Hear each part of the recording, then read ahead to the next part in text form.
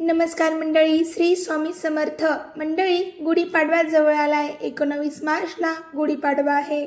मंडळी, गुढीपाडव्याचा दिवस मराठी नववर्षाची सुरुवात, आनंद, उत्साह आणि नव्या आशांचा सण आहे. पण हा व्हिडिओ शेवटपर्यंत पहा, नक्की पहा, कारण अशी एक शुभ वस्तू आहे जी अतिशय विशिष्ट शुभ वस्तू आहे, जी गुढीपाडव्याला आणली जाते. पण ती तुम्हाला कोणीच सांगितली नाही आजपर्यंत की ती वस्तू कोणती आहे. मी आजच्या या व्हिडिओमध्ये तुम्हाला त्या वस्तूचे विशिष्ट महत्त्व कळून देणार आहे. तर मंडळी, व्हिडिओ नक्की पहा. जर तुम्हाला पूर्ण पाहायचा असेल तरच पहा, नाहीतर अर्धवट पाहू नका. कारण या व्हिडिओला अर्धवट पाहिलं तर तुम्हाला त्या वस्तूचे महत्त्व कळणार नाही आणि तुम्ही ती वस्तू या गुढीपाडव्याला आणणार नाहीत. तर जर तुम्ही ही वस्तू या गुढीपाडव्याला नाही आणली तर वर्षभर तुम्हाला पश्चाताप होईल. तर मंडळी, जाणून घेऊया ती वस्तू कोणती आहे. नमस्कार मंडळी, माझं नाव आहे वर्षा आणि तुमचं माझ्या चॅनलमध्ये खूप खूप स्वागत आहे. मंडळी, तुम्ही जर ती वस्तू आणली तर तुमच्या घरामध्ये सुख, समृद्धी, सकारात्मक ऊर्जा आणि लक्ष्मीचे सुद्धा आगमन होते असे मानले जाते. बहुतेक लोकांना ही गोष्ट माहिती नसते. गुढीपाडव्याच्या सणाला घरात एक शुभ वस्तू आणली तर वर्षभर सुख समृद्धी नांदते, सकारात्मक ऊर्जा आणि लक्ष्मी मातेचे आगमन होते आपल्या घरामध्ये. असे बहुतेक लोकांना ही गोष्ट माहिती नसते. म्हणून हा व्हिडिओ शेवटपर्यंत नक्की बघा, कारण मध्येच सोडला तर महत्त्वाची माहिती चुकू शकते. मंडळी, गुढीपाडवा हा मराठी नववर्षाचा पहिला दिवस आहे. या दिवशी घरात एक खास वस्तू आणली तर लक्ष्मीचा आशीर्वाद मिळतो असे शास्त्रात सांगितले आहे. अनेक घरांमध्ये परंपरेनुसार ही वस्तू आणतात तर गुढीपाडव्याला घरी आणली जाते. ही वस्तू समृद्धी, पवित्रता आणि देवतांचे प्रतीक मानले जाते. गुढीपाडव्याच्या दिवशी ही वस्तू जर नवीन घरात आणली तर देवघरात आपण ही वस्तू ठेवली तर त्या वस्तूला मंदिरामध्ये ठेवून आपण तिची स्वच्छ पाण्याने आणि पूजा करून ती वस्तू आपण गुढीपाडव्यात यूज करू शकतो, म्हणजेच वापरू शकतो. तर जाणून घेऊया ही वस्तू कोणती आहे. असे म्हणतात की या दिवशी ही वस्तू आणली तर घरातील नकारात्मकता दूर होते, दरिद्रता कमी होते आणि वर्षभर सुख समृद्धी राहते. तर मंडळी, तुम्ही नक्की शेवटपर्यंत व्हिडिओ पहा, कारण या वस्तूचे आधी मी महत्त्व सांगेलच तुम्हाला आणि मध्येच तुम्हाला ती वस्तू कोणती आहे ती सांगणार आहे. गुढीपाडव्याचा दिवस मराठी नववर्षाची सुरुवात, आनंद, उत्साह आणि नव्या आशांचा सण. पण या दिवशी अशी एक छोटीशी गोष्ट आहे जी खूप कमी लोकांना माहिती असते. अनेक लोक गुढी उभारतात, पूजा करतात, कडुलिंबू गूळ खातात, पण एक अतिशय शुभ वस्तू घरात आणण्याची परंपरा अनेकांनी विसरली आहे. म्हणून म्हणते मंडळी, ही वस्तू तुम्ही या गुढीपाडव्याला नक्की आणा. हा व्हिडिओ शेवटपर्यंत नक्की पहा, मध्येच सोडू नका, कारण शेवटी जी गोष्ट सांगणार आहे ती तुम्हाला कदाचित आजपर्यंत कुणी सांगितली नसेल. असं म्हणतात की गुढीपाडव्याच्या दिवशी घरात एक विशिष्ट शुभ वस्तू आणली तर संपूर्ण वर्षभर घरात सकारात्मक ऊर्जा राहते, लक्ष्मीचा वास राहतो आणि घरातील अनेक अडचणी हळूहळू कमी होऊ लागतात. पण प्रश्न असा आहे की ती वस्तू नेमकी कोणती. काही लोक म्हणतात सोने आणावे, पण सोने आता आणण्यासारखे आहेत का? किती महाग झालेत. सोने आणण्यासारखे नाही आहेत, कारण प्रत्येकाला परवडणारं नाही आहे. श्रीमंत लोक आणतात, पण आपल्यासारख्या गरीब लोकांना हे आणण्यासाठी, सोने आणण्यासाठी, म्हणजेच आता त्याची किंमत खूप झाली आहे. तर काही लोक म्हणतात नवीन कपडे घ्यावेत आणि काही जण म्हणतात धान्य आणावेत. पण शास्त्र सांगते, परंपरेत एक अशी वस्तू सांगितली आहे जी समृद्धीचे प्रतीक मानली जाते. जर ती वस्तू तुम्ही या गुढीपाडव्याला आणली तर त्यानंतर तुम्ही कितीही सोनं घेऊ शकता, ती किती महाग झालं तरी घेऊ शकता. तर मंडळी, जाणून घेऊया ती वस्तू कोणती आहे. पण थांबा, ही वस्तू फक्त आणून ठेवली तर चालत नाही. ती योग्य पद्धतीने घरात आणावी लागते, योग्य वेळेत आणावी लागते आणि योग्य ठिकाणी ठेवावी लागते. जर हे नियम पाळले नाहीत तर त्या वस्तूचा पूर्ण शुभ परिणाम मिळत नाही असेही सांगितले आहे. तर मंडळी, आपण जाणून घेऊया आणखी माहिती. मंडळी, जर हे नियम पाळले नाहीत तर त्या वस्तूचा पूर्ण शुभ परिणाम मिळत नाही. हो, हे खरंच आहे असेही सांगितले जाते. म्हणून अनेक ज्येष्ठ लोक सांगतात की गुढीपाडव्याच्या दिवशी सकाळी स्नान करून स्वच्छ कपडे घालून देवाचे स्मरण करूनच ती वस्तू घरी आणावी. पण अजूनही प्रश्न तसाच आहे, ती वस्तू नेमकी कोणती? तुम्ही अंदाज लावू शकता का?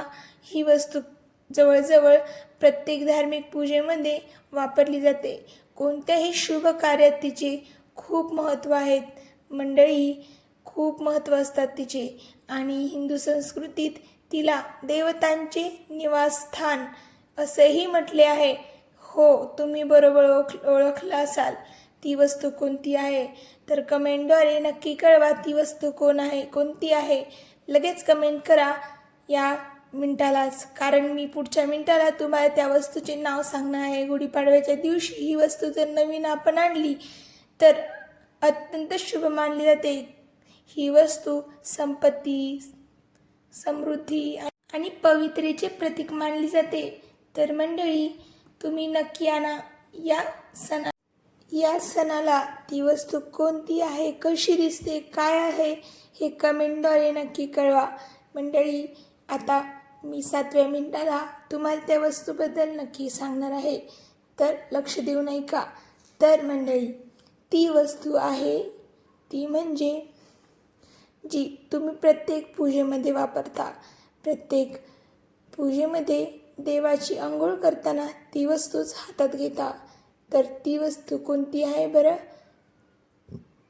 तर मंडळी, गुढीपाडव्याच्या दिवशी नवीन पितळेचे किंवा चांदीचा कलश घरात आणणे अत्यंत शुभ मानले जाते.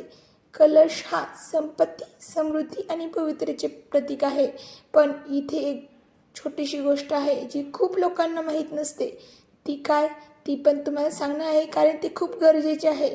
ती वस्तू तर तुम्ही आणता, पण तिच्या आणण्यात मागे काहीतरी नियम पाळले नाही तर ती वस्तू आणून काही उपयोग नाही. मंडळी, प्रत्येकजण तुम्हाला माहीत असेल ह्या वस्तूचं काय असते. म्हणजेच कलश आणावा आपण. नवीन पितळाचा आणावा, चांदीचा आणावा किंवा सोन्याचा आणावा. ज्यांना परवडतो त्यांनी आणावा. सोन्याचा आणू शकता. पण एक छोटीशी गोष्ट अशी आहे की कलश घरात आणल्यानंतर तो रिकामा ठेवायचा नसतो. त्यात स्वच्छ पाणी भरायचे किंवा त्यावर आंब्याची पाने ठेवायची आणि वर नारळ ठेवायचा. मग त्या कलशाची देवासमोर पूजा करायची. असे केल्याने घरात सकारात्मक ऊर्जा वाढते असे शास्त्रात सांगितले आहे.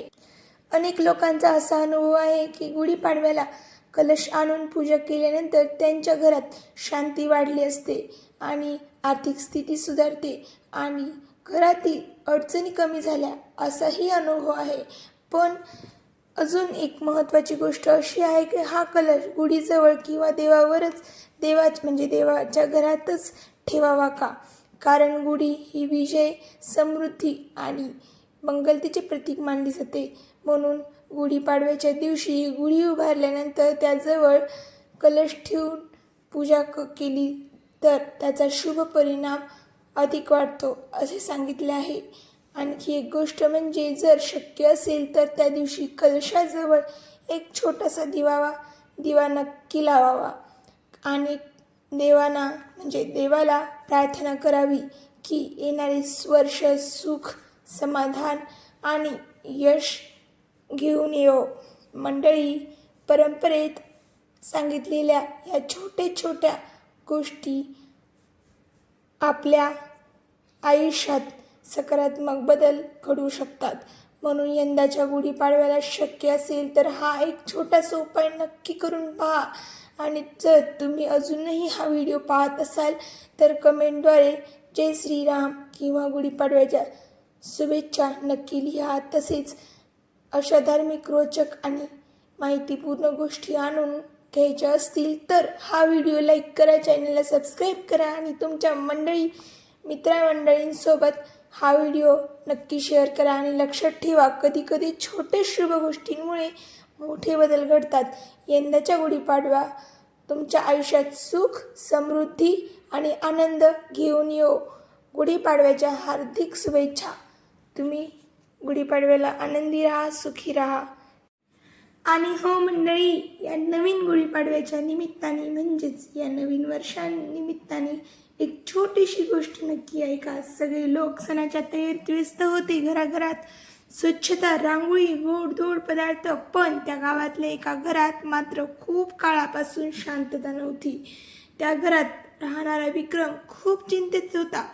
गेल्या काही महिन्यांपासून त्याच्या आयुष्यात एकामागून एक अडचणी येत होत्या. काम बिघडत होते, पैशांची अडचण, घरातही सतत तणाव, सतत मुलं मोबाईल घेऊन बसत होते. गुढीपाडव्याच्या आधीच्या दिवशी रात्री तो घराबाहेर बसला होता, तेव्हा अचानक त्याला गावातील एक वृद्ध आजोबा दिसले.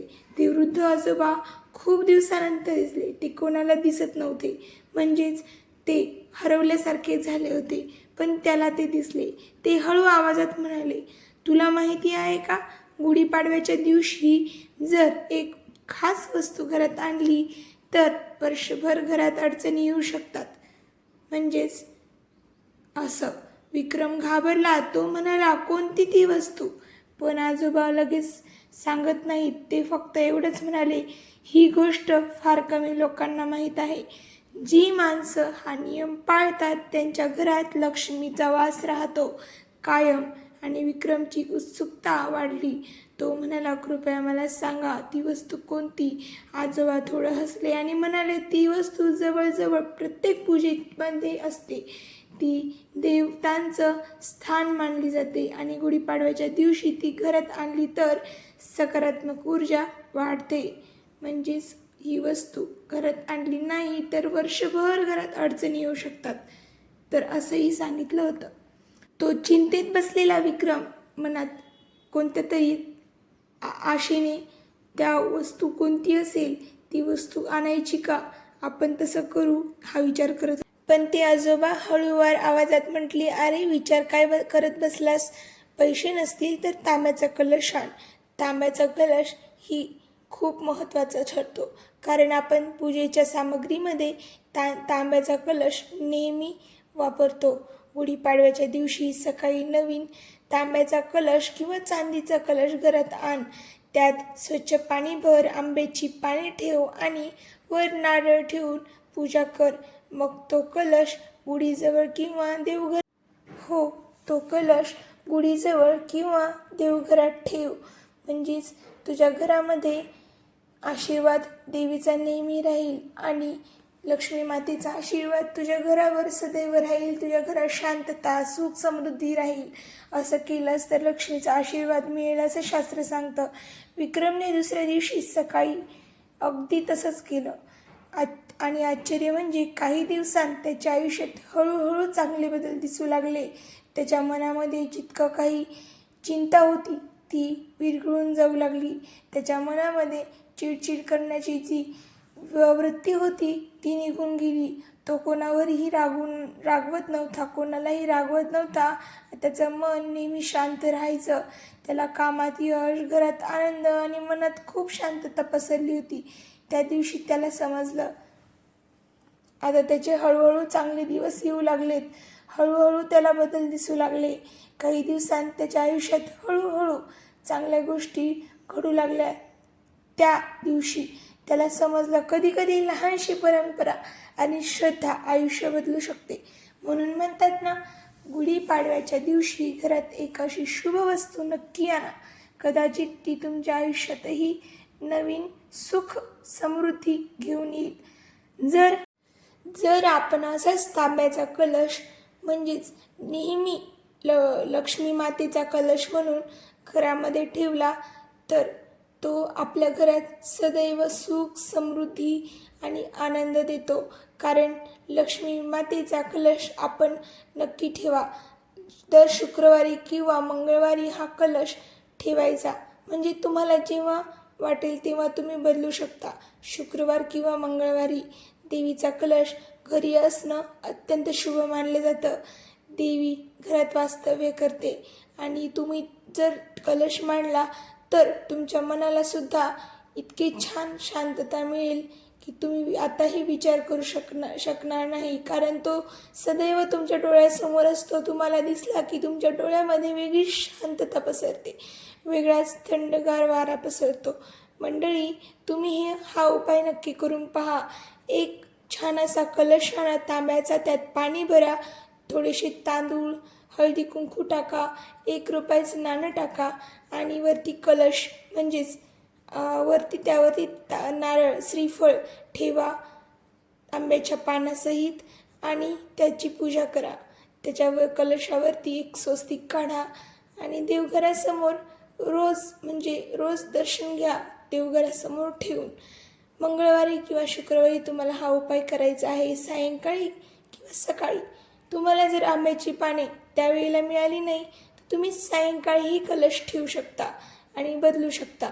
धन्यवाद.